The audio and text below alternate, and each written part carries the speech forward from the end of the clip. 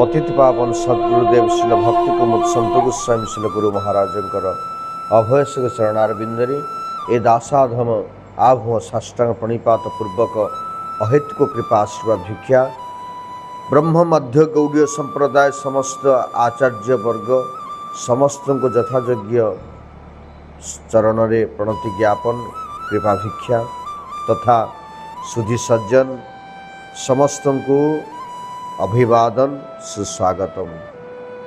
चर्चा करिबा पुरुषोत्तम मास पुरुषोत्तम व्रत महात्म्य बा मल मासर कथा चारिआडे आलोचना चर्चार केन्द्रबिंदु पलटिछि एही कथा। बहुत कथा आसे आबे जदि संक्षेप से कथा को कहिबी एही मासरे प्रायतः जदि पारिबे हविषान्न भोजन करिवे। हविषान्न माने दिबार शेष प्रहर रे जो भोजन थरे मात्र भोजन ताको हविषान्न कहा जाए। ये हविषान्न भितरे आपण माने गहम खाई परिबे, गहम मुग डाली एवं जहाँ हलदी पड़ेनी ताकू मध्य आपण भोजन करि पारिबे बिना हलदी रे।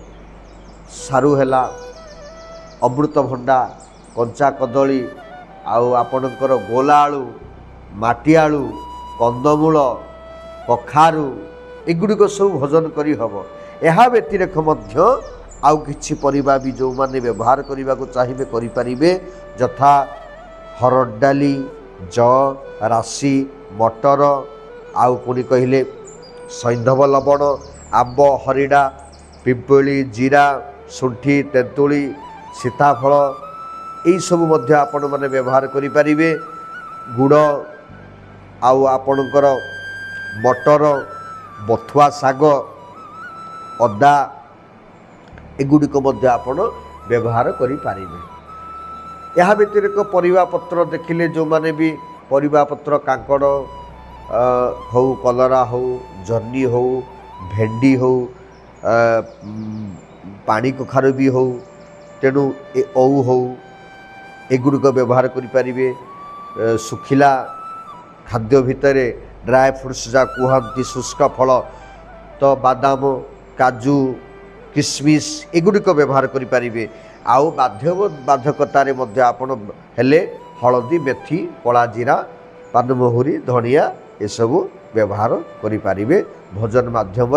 आ विशेषकर आपण माने चेष्टा करिबा दरकार शुद्ध देसी गाई घी रे रोषे प्रस्तुत करिबा पाई। जदि असमर्थ तेबे बादाम तेल रे व्यवहार करिवे। आउ गाई घी हो, क्षीर हो, छेना हो, जा भी हो देसी गाई बा महिषी जात ए सबु दुग्ध को आपण व्यवहार करिवे। अन्न दुग्ध को व्यवहार कले व्रत नष्ट हो जाई थाए। बासी अन्न को मध्य बारण करा जायछि, परान्न पर्युषित अन्न को मध्य बारण करा जायछि एवं जो अन्न रे माटी गोड़ी थिबो से अन्न को मध्य बारण करा जायछि।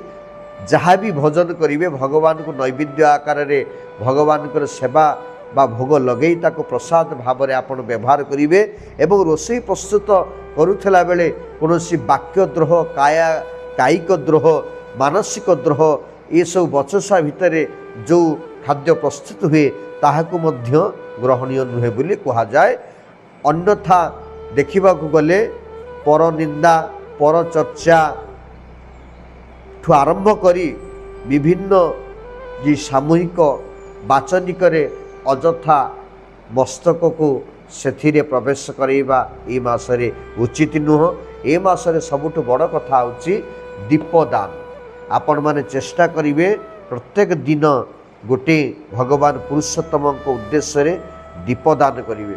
जो दीपदान कोटि कोटि कोटि कोटि फल आमको प्राप्त करई थाए।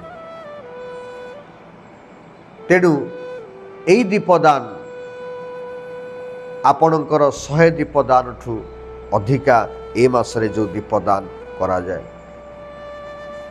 तो कंसा बासन रे भोजन निषेध।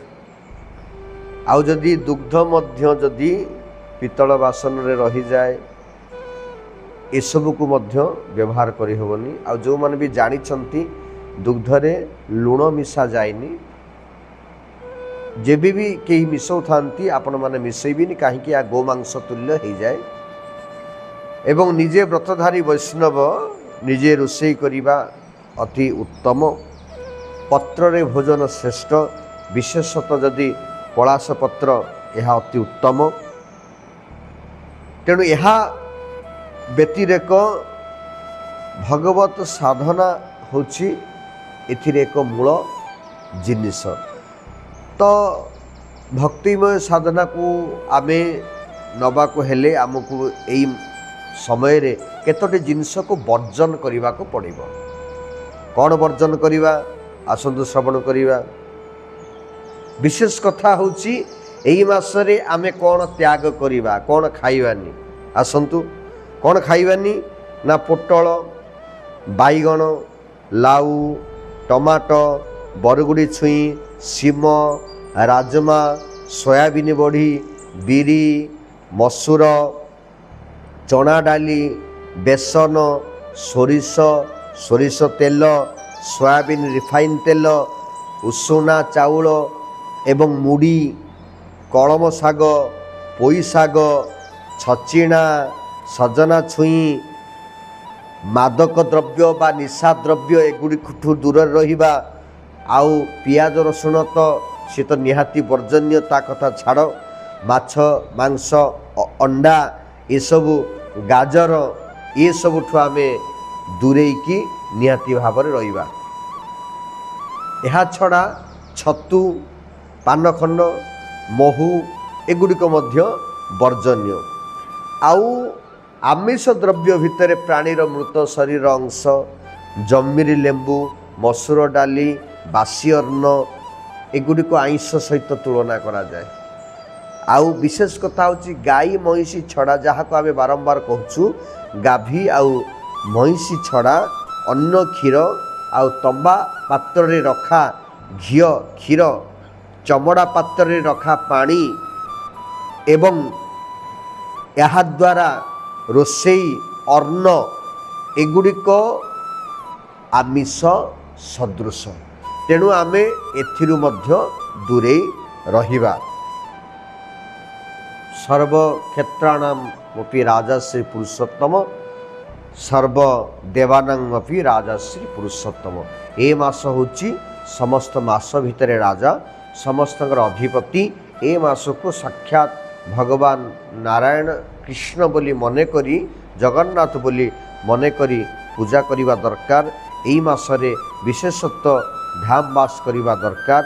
ଆଉ ଯେଉଁମାନେ ବି ଯେଉଁଠି ବି ରହୁଛନ୍ତି ମନେ ରଖିବେ, ପ୍ରତ୍ୟେକ ଦିନ ଷୋଡ଼ଶ ଉପଚାରରେ ପୂଜା କରନ୍ତୁ, ସାଧୁସଙ୍ଗ କରନ୍ତୁ, ଭାଗବତ ଶ୍ରବଣ କରନ୍ତୁ, ଅଧିକ ନାମ ଜପ କରନ୍ତୁ, କୀର୍ତ୍ତନ କରନ୍ତୁ, ଗୀତାର 15 ଅଧ୍ୟାୟ ପୁରୁଷୋତ୍ତମ ଯୋଗକୁ ପାଠ କରନ୍ତୁ, ଦଶମ ସ୍କନ୍ଦ 14 ଅଧ୍ୟାୟ ଯେଉଁଠିକି ବ୍ରହ୍ମା କୃଷ୍ଣକୁ ସ୍ତୁତି କରିଛନ୍ତି ତାହା କରନ୍ତୁ, ଚୋରାଗ୍ୟଗଣ୍ୟ ମଷ୍ଟକମ୍ ବ୍ରଜୀ ପ୍ରସିଦ୍ଧଂ ନବନୀତ ଚୌରମ୍ ଏହାକୁ ପାଠ କରନ୍ତୁ, ଜଗନ୍ନାଥ ଅଷ୍ଟକମ୍ କଦାଚିତ୍ କାଳନିତଟ ବିପିନ ସଂହିତ କରବୋ ଏହାକୁ ମଧ୍ୟ ଆପଣମାନେ ପାଠ କରନ୍ତୁ। ଏହା ତ ନିହାତି ଦରକାର। ଏହା ଛଡ଼ା ଆପଣ ନିତ୍ୟ ନୈମିତ୍ତିକ ଯାହା ସ୍ୱାଧ୍ୟାୟ, ଯାହା ଅଧ୍ୟୟନ କରୁଥିବେ ତାହାକୁ ମଧ୍ୟ କରିବେ, ସଂଖ୍ୟାପୂର୍ବକ ନାମ କରିବେ।